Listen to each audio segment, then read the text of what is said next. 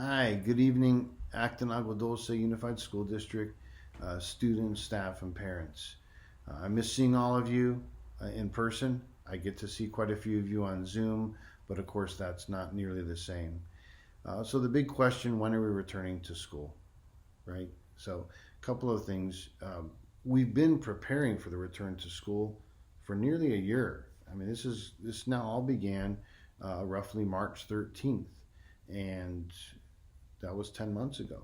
So we prepared for the return to school at that time, thinking perhaps, April and then May, and then knowing that that was not going to happen or be a possibility, we started preparing for August.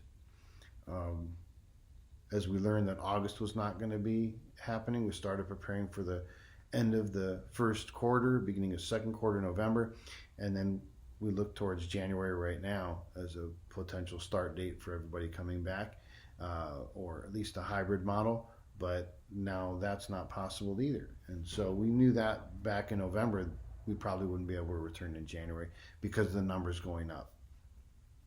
And so for the first time in my 30 years of education, we're seeing where the drivers or the measurements, the tools that are being used to allow us to return to school really have never been used in education before. So now we talk about things in weekly meetings with the Department of Public Health and LA County Office of Education, like the number of hospital beds available in our intensive care units in LA County, the test positivity case rate for populations of 100,000 people. How many people are testing positive?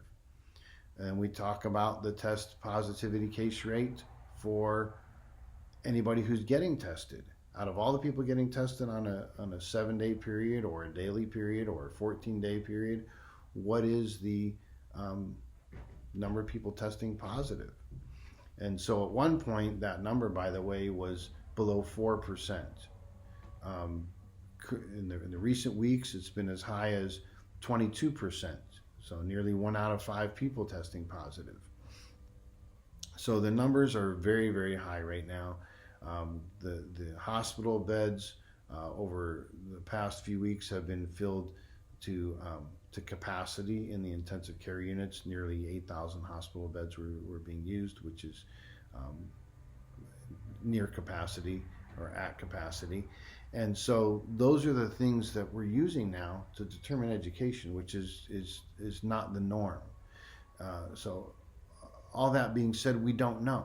We don't know, so we're going to plan for the next natural benchmark in the school calendar, which would be the end of the third quarter, beginning fourth quarter. Will we be able to return in a hybrid format or any sort of format, and at what grade levels? There has not been a lot of thought given, or rather I should say they have thought a lot about it, but in terms of the students, those of you that are in grades 7 through 12, you've heard a lot of discussion about transitional kindergarten through 6th grade, but what about our secondary students? And so that's one of the things that we need from the Department of Public Health, which me and my colleagues are advocating for you on. We want you to be able to go back to school as soon as possible, and of course when it's safe, but in a way that allows you to have some in-person opportunities as well as the younger students. Vaccinations, we're in phase 1B. All school site personnel are in phase 1B, meaning that all of us will receive our first set of vaccinations by the end of March. Student athlete conditioning.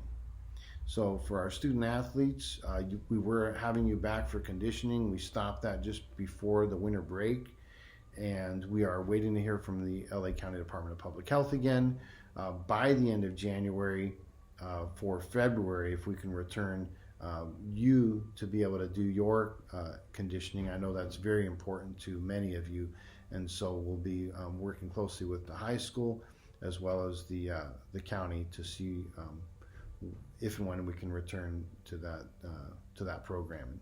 And the last thing is I wanted to let you know about Superintendents Student Advisory Council.